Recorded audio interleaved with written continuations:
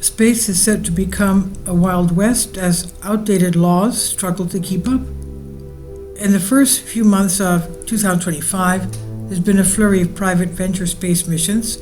Some have been successful, such as American company Firefly Aerospace, landing its spacecraft Blue Ghost Mission 1 on the Moon. This was the first successful lunar landing of a privately owned spacecraft. But there have also been several recent failures. None have been more spectacular than the repeated explosions of tech billionaire Elon Musk's SpaceX Starship rockets in January and March. In theory, there are a range of international laws governing these activities. However, most were established roughly half a century ago, before space was within reach of private companies eager to explore it and exploit its untapped resources. And with this development, there is an urgent need to update laws governing what happens in space in order to prevent it becoming a kind of Wild West, where tech billionaires and the companies they own can do as they please with little or no accountability, consequence, or regard for the public good. Laws as old as the Cold War. Space activities are mainly governed by United States treaties. These include the 1967 Outer Space Treaty, the 1972 Liability Convention, and the 1979 Moon Agreement. But these agreements were created during the Cold War, when space exploration was shaped by military sensitivities and mainly conducted by nation states. Yet private companies are now major players in space. They can bring the allure of space to the masses for a pretty penny. For example, most of the roughly 11,000 active satellites orbiting Earth are privately owned. NASA now relies on partnerships with companies to combine expertise and save costs. The European Space Agency does the same, as do many of the 77 countries with space programs.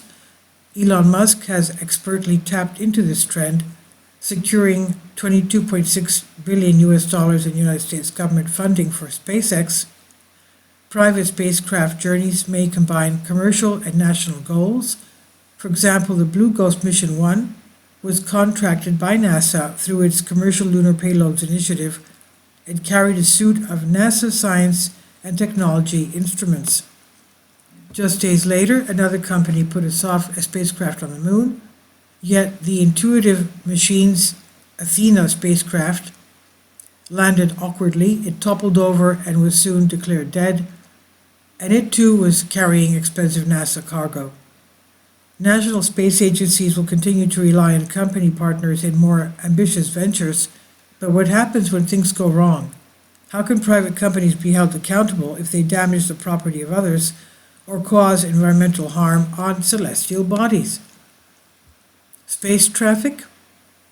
There is an increased risk of collisions among satellites, spacecrafts, and space debris, and while there are some mechanisms for collision warnings, there is no global approach to assess the risk of collisions. The 1972 Liability Convention provides guidance about addressing liability after satellite collisions.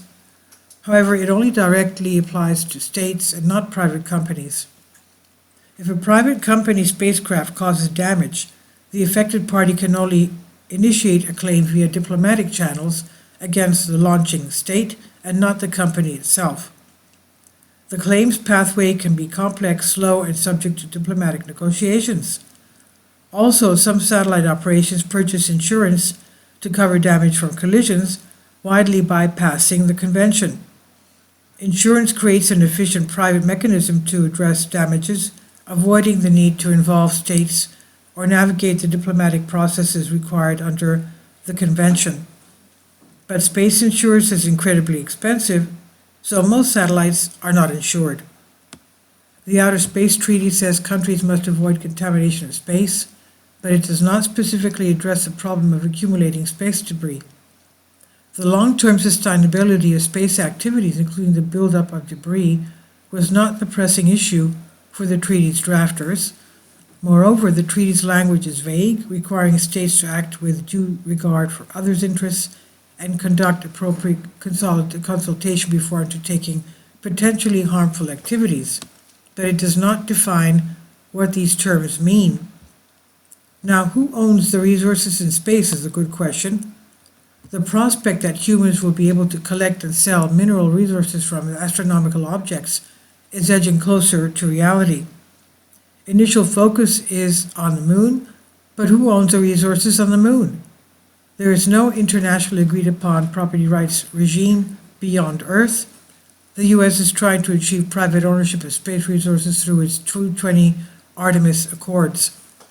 This effort is a big boost to the privatization of space, but it contrasts with the common heritage of mankind concept, the cornerstone of the 1939 Moon Agreement. So far, 53 countries have signed the Artemis Accord, but only 17 countries are parties to the Moon Agreement. Without clear rules applicable to all space players, lunar exploration and mining by private entities may run into trouble. There are many worrying scenarios. A private spacecraft might crash into the country's lunar accommodation facility due to lack of rules on the road. On the moon, lunar traffic and mining might cause damage to the moon's surface as well. Can private entities be held accountable for this damage? The current space law regime does not address such hypothetical problems that may become real in coming years. Safe and sustainable space exploration. Space law must evolve to ensure safe and sustainable commercial space travel and lunar exploration. This can only be achieved by building international consensus on new rules for space missions. And this requires many challenging discussions. What types of damage to the moon should be remediated and by who?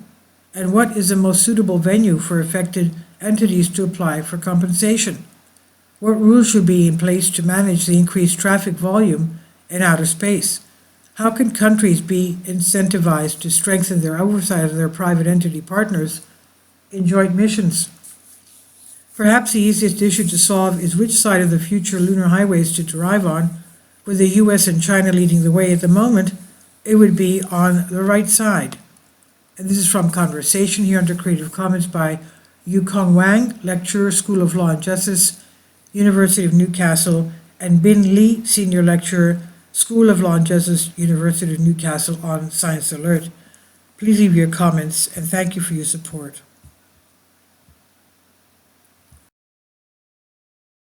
Please support my Patreon account. The daily posts are 5 videos daily and they are totally different from what I have on my YouTube channel. Thank you so much for your support and that you find all my content so interesting. You'll find the Patreon account details in the description box below.